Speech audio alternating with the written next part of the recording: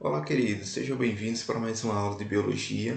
Preste atenção, a partir de hoje, a partir da aula de hoje, nós vamos começar a estudar o segundo volume do nosso livro, tá? Até a aula passada nós ficamos no primeiro livro, a partir de hoje nós adentramos no segundo livro, no capítulo 9. Nas aulas passadas a gente falou de todas as organelas que compõem as células, não foi? A gente viu a função delas, mas a gente não falou de uma organela que é a principal organela de uma célula, que é o núcleo celular. Então hoje nós vamos entender por que o núcleo de uma célula é tão importante. Hoje nós vamos realmente identificar a importância do núcleo para a célula, vamos reconhecer as diferentes formas do DNA, como ele se apresenta na célula, relacionar o DNA com a diferenciação celular. Também vamos distinguir essas duas moléculas, o DNA e o RNA. Também vamos descrever a relação entre os genes e as moléculas de DNA, as moléculas de RNA também. Vamos lá? Preste atenção, ó. O núcleo da célula, ela é uma organela que está presente apenas naqueles organismos que a gente classifica como eucarioto, né? Aqueles que apresentam membrana nuclear, porque o núcleo da célula vai ser formado por essa membrana, né? Uma membrana que vai delimitar essa área do núcleo, onde dentro nós vamos ter vários componentes, principalmente o material genético, tá? E a gente viu que associada ao núcleo, nós encontramos aquela organela rugosa, que é o retículo endoplasmático, com vários ribossomos associados. A gente vê que no núcleo também existem alguns ribossomos colados a esse núcleo, e o núcleo vai apresentar vários poros. Ó. Vamos entender como é que esse núcleo funciona.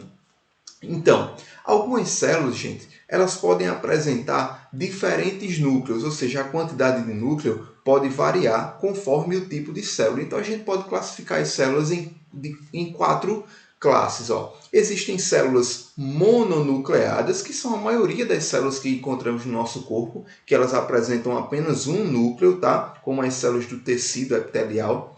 Existem algumas células que são chamadas de binucleadas. Um exemplo de célula binucleada, ou seja, que apresenta dois núcleos, é o paramécium. O paramécium é uma célula, é um organismo unicelular, é um protozoário que ele apresenta dois núcleos, um maior, chamado de macronúcleo, e outro menorzinho aqui, ó, chamado de micronúcleo. Então, o paramécio é um exemplo de célula que apresenta mais de um núcleo. O seu micronúcleo, por exemplo, é utilizado na reprodução desses organismos unicelulares, beleza? Outras células também vão ser chamadas de multinucleadas ou polinucleadas. O que é isso? Elas vão apresentar vários núcleos. E um exemplo são os miócitos, ou seja, as células dos músculos, as células que compõem o tecido muscular. A gente vê aqui, ó, várias fibras musculares e a gente não vê uma separação, uma divisão entre as células do tecido muscular, porque justamente elas são como se fosse uma célula contínua. São várias células contínuas, umas juntas às outras. Não tem uma separação celular específica e bem visível. E a gente vê aqui que nessa fibra, nesse conjunto de células musculares, a gente vai encontrar vários núcleos, então por isso que se chama de uma célula multinucleada. E outras células, como as hemácias, os glóbulos vermelhos do nosso corpo, são chamadas de anucleadas. Lembram da partícula de negação? Quando aparece o A é porque não existe aquilo. Então, as hemácias, gente, elas não possuem núcleo, não apresentam núcleos. É por isso que elas são chamadas de anucleadas, beleza? Olha só como é que esse núcleo se comporta, se apresenta, né? A gente viu que ele é formado por um envelope nuclear ou uma membrana nuclear. Essa membrana também é chamada de carioteca, né? Aquele cárion lembra de membrana que compõe o núcleo. Então, o eucarioto é aquele organismo que tem uma membrana nuclear, tá bom? E essa membrana vai ser semelhante à membrana plasmática, aquela que está lá na superfície celular. Ela vai ser formada por duas camadas, né? Uma bicamada de fosfolipídio. Lembra daquelas aulas? Então, ó, tem uma membrana externa e uma membrana interna, tá? Delimitando essa região do núcleo. Como eu falei para vocês, vai existir alguns ribossomos associados a essa membrana e ela também vai formar poros, né? Que vai permitir a comunicação do meio interno para o meio externo do núcleo. Olha uma representação mais próxima do poro nuclear aqui, ó. A gente tem a membrana externa, tá? Que delimita a face do citoplasma, e a membrana interna que delimita a face nuclear de dentro do núcleo, tá? Então a gente tem uma bicamada. E essa camada, uma bicamada de lipídio, aí ela faz uma face externa, aí ela tem uma dobra aqui e forma uma face interna. Nessa dobra aqui, né, permite que forme essa estrutura aqui, ó, que é chamado do núcleo ou do poro nuclear. Tá? Esse poro nuclear é importante por quê? Porque dentro do núcleo nós vamos encontrar o material genético, que nós vamos falar daqui a pouco dele. Tá? Então, no material genético, ele vai estar dentro do núcleo e às vezes ele vai precisar sair de dentro do núcleo para chegar no citoplasma. E o caminho que ele vai percorrer, ou seja, a porta que o material genético vai passar, é por meio do poro nuclear, tá bom? Dentro do núcleo, nós temos uma região chamada de nucleoplasma. Lembra de alguma coisa? Lembra de citoplasma, não é? Quando a gente falou de toda a célula, é o plasma da célula. Nesse caso, é o plasma do núcleo, o nucleoplasma. Esse nucleoplasma vai ser o líquido em que todo o conteúdo nuclear vai estar imerso, né? Esse conteúdo, esse nucleoplasma é formado por água, proteínas, enzimas e também o material genético, tá bom? Tem uma região específica dentro do núcleo que é chamada de nucleolo. É uma região bem condensada, bem densa, né? Que é rica em um tipo de material genético que vai produzir os ribossomos. Lembram deles, dos ribossomos? Vou falar já já dele, tá bom? Dessa região aí do nucleolo. Então, entendemos aí como é que se organiza o núcleo celular, membrana externa e interna, tá? Nucleoplasma e os poros nucleares. Gente, eu falei para vocês que dentro do núcleo a gente vai encontrar o material genético. Esse material genético também é chamado de ácido nucleico, certo? O ácido nucleico é o nome dado ao DNA e ao RNA. São os materiais genéticos que estão presentes dentro do núcleo da célula. Mas veja bem, esse material genético está disperso no nucleoplasma de diferentes formas. O DNA, especificamente, ele é formado por uma dupla fita, não é assim que a gente aprende? Então, o DNA é formado por uma dupla fita, tá? E essa fita de DNA, ela vai se associar a algumas proteínas que também estão dispersas no nucleoplasma. Então, quando o DNA ele se junta a essa proteína, ela forma esse novelo, esse enrolado, esse conjunto que é chamado de nucleossoma. Nucleossoma é fita de DNA mais proteína que está dentro do núcleo. Então, o DNA vai se enrolando com essa proteína e vai formando um condensado, vai dando um grau de condensação para esse material genético, certo? Preste atenção. Essa condensação só vai acontecer no ácido nucleico do tipo DNA, porque ele é formado por duas fitas, por duas cadeias. O RNA não forma essa condensação, tá bom? Então, dentro do núcleo, a gente vai ver o DNA se condensando assim com as proteínas histonas, formando diferentes graus de condensação e formando assim várias fibras de material genético, que essa fibra a gente dá o nome de fibra de cromatina, certo?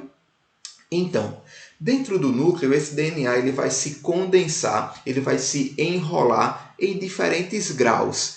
Em uma certa parte, a gente tem um DNA mais enrolado, né? Mais condensado. Em outra parte, a gente tem o DNA mais livre ou mais esticado, certo? Então, a gente vai dar nomes específicos para essas regiões de condensação. Tá? E aqui mostrando uma região bem específica de dentro do núcleo, que é o nucleolo, beleza? Olha só, como eu disse para vocês, o nucleolo ele é importante porque é nessa região específica do núcleo que vai ter a fabricação dos ribossomos.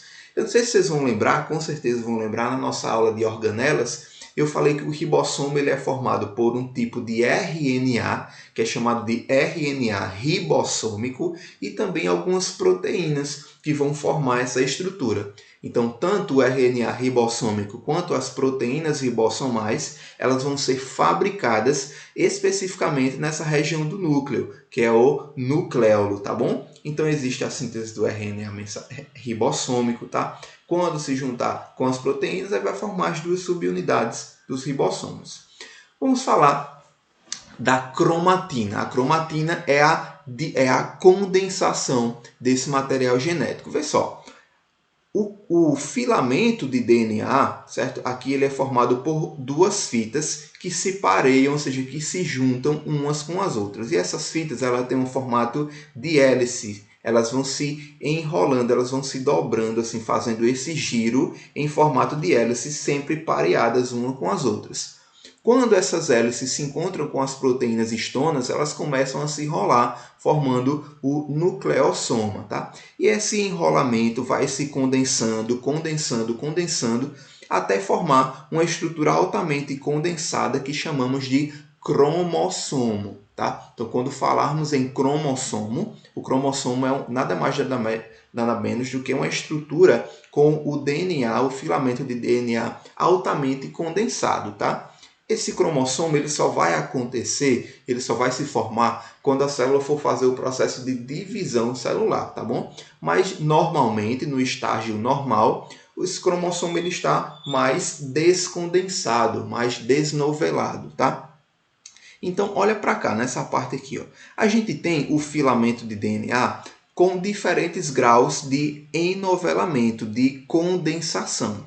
Quando o DNA ele está mais condensado, mais enrolado, a gente dá o nome de heterocromatina. Tá? E quando o DNA está mais solto, mais esticado, essa parte do filamento de DNA é chamado de eucromatina. E o que é cromatina? É o filamento de DNA enrolado às proteínas que está lá dentro do núcleo, certo? Essas proteínas são chamadas de histonas, tá? Vamos lá. Então, gente, quando eu falei para vocês que o DNA ele pode se condensar até formar os cromossomos. E qual é a importância dos cromossomos? Porque os cromossomos vão ser formados quando as células vão se dividir, lembra? E esse processo de divisão celular acontece na fabricação dos gametas dos organismos. Então a gente conhece, por exemplo, os gametas como o espermatozoide e o óvulo ou ovócito. Então, quando existe essa divisão celular para formar os gametas, né, os cromossomos eles são divididos na metade. Então, metade dos cromossomos de todo o corpo do homem vai para o espermatozoide. Veja, cada célula ela vai ter a mesma quantidade de cromossomos, certo?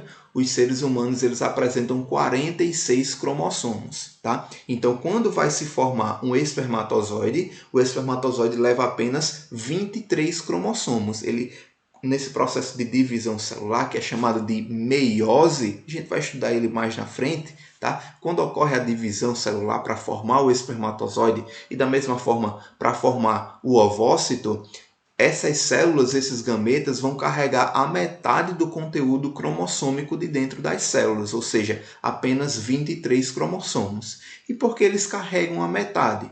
Porque quando for acontecer o processo de fecundação, o espermatozoide vai trazer a metade dos cromossomos do pai e o ovócito ou óvulo vai trazer a metade dos cromossomos da mãe. Então, quando fecundar, vai formar um zigoto com os 46 cromossomos que uma célula humana apresenta, tá certo? Então, os cromossomos eles trazem tanto a informação genética do pai quanto da mãe, certo?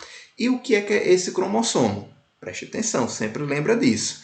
É um filamento de DNA altamente condensado, enovelado, enrolado, tá bom?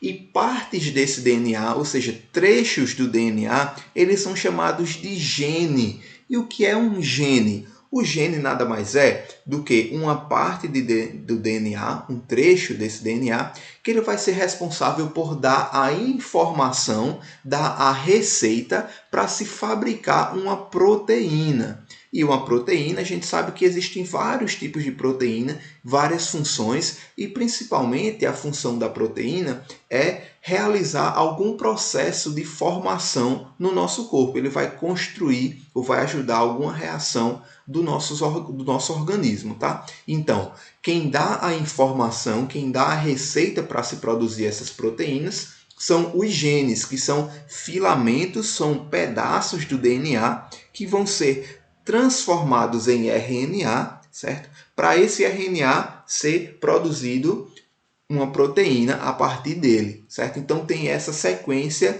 de fabricação da proteína. É uma linha de produção, é como se fosse uma fábrica, sabe? Então, eu tenho o gene, que é o trecho do DNA. Esse gene vai ser convertido em RNA e do RNA vai ser fabricado a proteína. Então, temos essa sequência, tá? De gene, RNA, proteína. Nunca um gene vai produzir diretamente uma proteína, tá certo? Então, os genes são importantes porque são eles que dão a informação para se produzir uma proteína.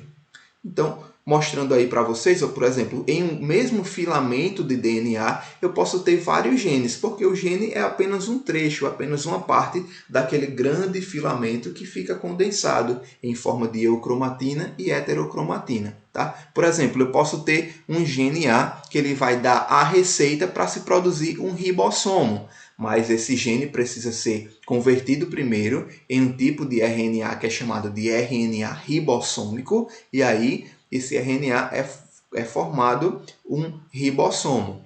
Quando eu for formar uma proteína, aí eu tenho que formar primeiro um RNA mensageiro, porque todas as proteínas elas são formadas a partir da mensagem que quem traz é um tipo de RNA, que é o RNA mensageiro. Assim vai formar a proteína. Eu tenho outro tipo de RNA chamado de RNA transportador, que ele vai transportar os aminoácidos quando a gente for construir uma grande proteína. Porque a gente aprende que uma proteína é uma grande molécula formada por várias pequenas partes que são chamadas de aminoácidos, tá? Então, preste atenção. Eu tenho 3 tipos de RNAs: RNA ribossômico, mensageiro e transportador. Esse é um outro tipo de ácido nucleico, tá? E todos eles, por serem RNA, eles vão ser formados a partir do DNA, tá bom? Eu falei para vocês que o ribossomo é formado tanto por RNA ribossômico quanto proteína. Então preste atenção. O RNA ribossômico, ele é codificado, ele é produzido a partir de um gene lá do DNA. Certo? Outro gene vai produzir as proteínas para se juntar ao RNA ribossômico e montar o ribossomo propriamente dito. Então, para se produzir as proteínas ribossomais, eu tenho que fazer essa sequência. Ó. Um gene B vai codificar um RNA mensageiro que vai levar a mensagem para produzir a proteína, tá bom? Aí quando se produzir a proteína, se junta com o RNA ribossômico e forma as subunidades do ribossomo, beleza? Gente, falando dos ácidos nucleicos do DNA e o RNA, eles são formados pelos nucleotídeos. Lembra que eu falei para vocês que a proteína, por exemplo, é formada por várias subunidades, várias partes que são os aminoácidos? Da mesma forma, os ácidos nucleicos são moléculas orgânicas, são macromoléculas que são formadas por partes, por pequenas peças que elas se organizam e se encaixam para formar uma grande cadeia de ácido nucleico. Tá? E quem são esses nucleotídeos? Nós temos basicamente 4 nucleotídeos e todos eles vão ser formados, vão ser montados a partir de 3 partes, tá? De 3 partes específicas.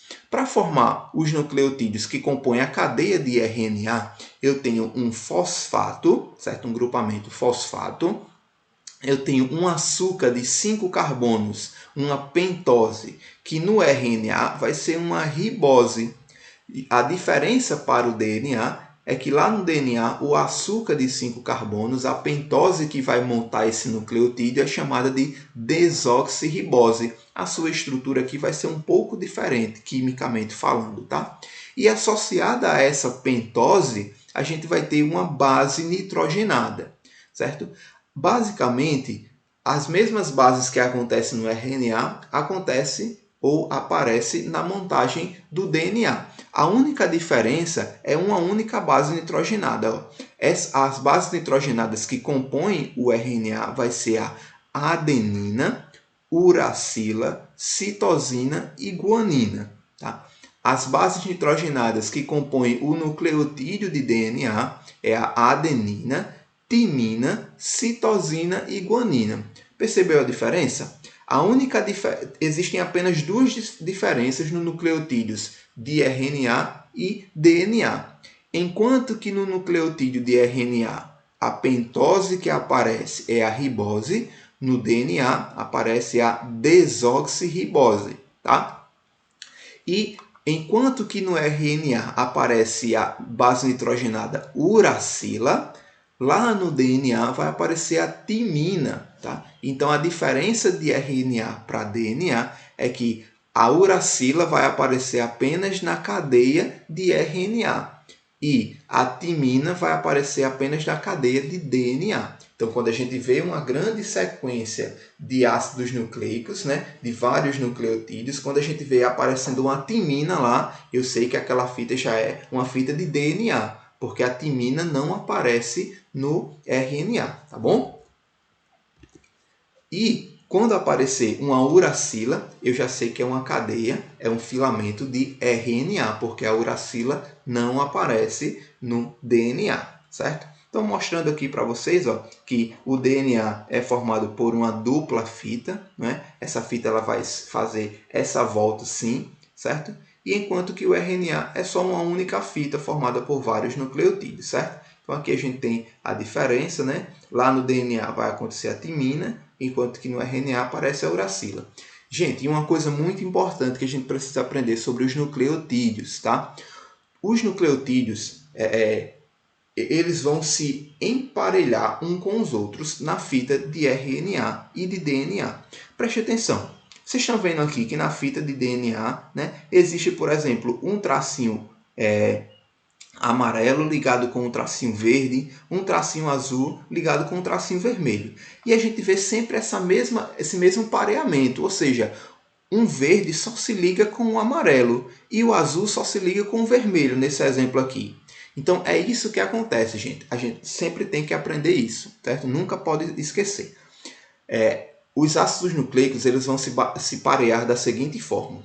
A citosina sempre vai se ligar com a guanina. Então, C sempre se liga com G. Tá? Então, guanina sempre se liga com citosina e citosina sempre se liga com guanina. Enquanto que a adenina sempre vai se ligar com a timina. Então, eu tenho o A sempre se ligando com um T, certo? Então, adenina, timina, guanina, citosina, certo? Não esquece disso, ó. A adenina azul sempre vai se ligar com o vermelho na timina, nesse exemplo aqui, certo? Exemplo dessa imagem. Então, azul sempre se liga com o vermelho. E a citosina sempre se liga com a guanina. A amarelo sempre se liga com o verde. Isso quando for duas fitas de DNA, uma com a outra, certo? Mas se a gente for produzir uma fita de RNA a partir da fita de DNA, então, aonde for encaixar uma timina, ou seja, se tiver uma adenina no DNA e eu for parear uma fita de RNA, eu não posso colocar uma timina, porque a gente viu que a timina não compõe a fita de RNA. Então, no lugar da timina entra quem? A uracila. Ó. Então, a adenina no DNA vai se parear com a uracila no RNA, tá certo? Então, olha só como é que acontece a fita de DNA. Ó. Aqui eu tenho o fosfato, a pentose, no caso a desoxirribose no DNA, e aqui eu tenho uma timina. Ó. A timina ela vai se parear com a adenina sempre, e a guanina sempre vai se parear com a citosina. E assim vai, independente da ordem, certo? Se eu tiver uma citosina em uma fita, em uma cadeia de DNA, na outra eu vou ter uma citosina. Então elas vão ficar pareadas umas com as outras, assim, ó, formando essas interações entre uma molécula de uma fita e a outra molécula de outra. E o nome dessas ligações são chamadas de pontes de hidrogênio, ou ligações de hidrogênio, tá? São elas que fazem essa junção das duas fitas de DNA, tá bom, gente? Então, terminando nossa aula já agora. Última coisa, esse ponto é fundamental, de muita importância e é muito simples também a gente entender, que é a regra de Karpf, perdão. Esse Chargaff, ou Chargaff, né, foi um pesquisador que ele identificou que existe uma certa proporção entre os ácidos nucleicos, os nucleotídeos que compõem o DNA e o RNA. Olha só, como eu falei para vocês que sempre a adenina vai se juntar com a timina e a guanina sempre vai se juntar com a citosina, então a mesma quantidade de adenina que tiver no material genético vai ser a mesma quantidade de adenina que vai ter, perdão, preste atenção, a mesma quantidade de adenina que tiver nesse material genético vai ser a mesma quantidade de timina, porque uma sempre vai se ligar com a outra. Então, a quantidade de adenina que aparecer tem que ter a mesma quantidade de timina para elas estarem ligadas uma com a outra. O mesmo raciocínio vai para a guanina e citosina. A mesma quantidade de guanina que aparecer em um filamento de DNA vai ter a mesma quantidade de citosina, porque as duas estão ligadas entre si, certo? Então, a porcentagem ou a numeração, o número de unidades, né, de adenina vai ser igual à de timina e a de citosina vai ser igual à de guanina. Então, uma dividida pela outra tem que ser igual a 1, certo? Porque elas têm o mesmo número, a mesma quantidade, certo? E se eu fizer essa fração aqui, ó, adenina mais citosina é dividido por timina mais guanina é igual a 1. Isso pode ser representado também por uma regra de 3, certo? Porque o somatório de todas as bases nitrogenadas tem que estar 100%, tá bom? Então, olha um exemplo aqui.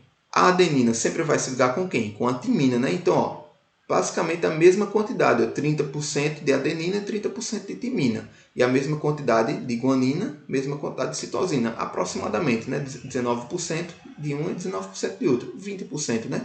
Porque somando, ó, 30% de adenina com 30% de timina dá 60%. Mais 20% de guanina e 20% de citosina dá os outros 40% que formam os 100%, tá? Então a gente está vendo aqui ó, que em todas as espécies tem a mesma proporção de uma com a outra, que se pareiam sempre com uma com a outra, certo? Olha um exemplo de exercício sobre a regra de Chargaff, ou a regra de Chargaff. Ó, se o total de bases nitrogenadas, né, de uma sequência de DNA de fita dupla é igual a 240 bases, ou seja, o total de fita, o 100%, é 240 bases. E nela existem 30% de adenina. O número de moléculas de guanina é, preste atenção, ó, ele falou o número total, 240, é o 100%, e 30% é de adenina. A adenina se liga com quem? Com timina no DNA, não é? Então, se eu tenho 30% de adenina, eu vou ter também 30% de timina, não é? Fazendo os 60%. Então, os outros 40% vai ser quem? Vai ser de guanina e de citosina, né? 20% de guanina e 20% de citosina. Então, é só a gente fazer regrinhas de 3 aí, só usar raciocínio lógico, né? Matemática básica, ó. O meu 100% vai ser os 240. Então, 30% vai ser quem? 72 adenina. Né? Ele falou que o 30% de adenina, então 72 de adenina. A adenina não se liga com timina, não é? Então, a mesma quantidade de adenina é a mesma quantidade de timina. Então, adenina mais timina, 144 bases. 72 mais 72. Então, a diferença, né, o restante para o total 240 é 96, né? Bases nitrogenadas. Então, citosina mais guanina dá 96. Então, uma mais outra para dar 96. Então, eu tenho 48 citosina e 48 guanina. Então, resposta letra A. Entendeu? A gente poderia fazer assim ou daquela outra raciocínio. Se eu fizer 30% de adenina mais 30% de timina, 60%. Então, os outros 40% é 20% de citosina e 20% de guanina. Então, meu 100% seria 240, então meu 20% seria o X, que eu ia chegar em 48, tá bom? Então, gente, essa é a nossa aula de núcleo, de DNA e todo o componente, toda a importância desse material genético, tá? Façam as atividades do livro de vocês para a gente conversar na nossa próxima aula, no nosso Tira Dúvida ao vivo, lá na página 255. 4 e 255, apenas 2 páginas. E façam a atividade da plataforma Eleva. Ó. Essa plataforma sobre os ácidos nucleicos está no volume 1, tá bom? Então, quando vocês entrarem na plataforma Eleva, vocês entram no volume 1 e fazem a atividade sobre os ácidos nucleicos, beleza, gente? Nós vamos ficando por aqui na aula de hoje. Assistam com calma essa aula, né? Pausem, tomem uma água, revejam o livro, se concentrem para a gente não deixar passar nenhum detalhe, porque realmente essa aula foi longa, mas é importante a gente conhecer a função do núcleo, a importância dele, tá bom? Um abraço para todos vocês e até a próxima.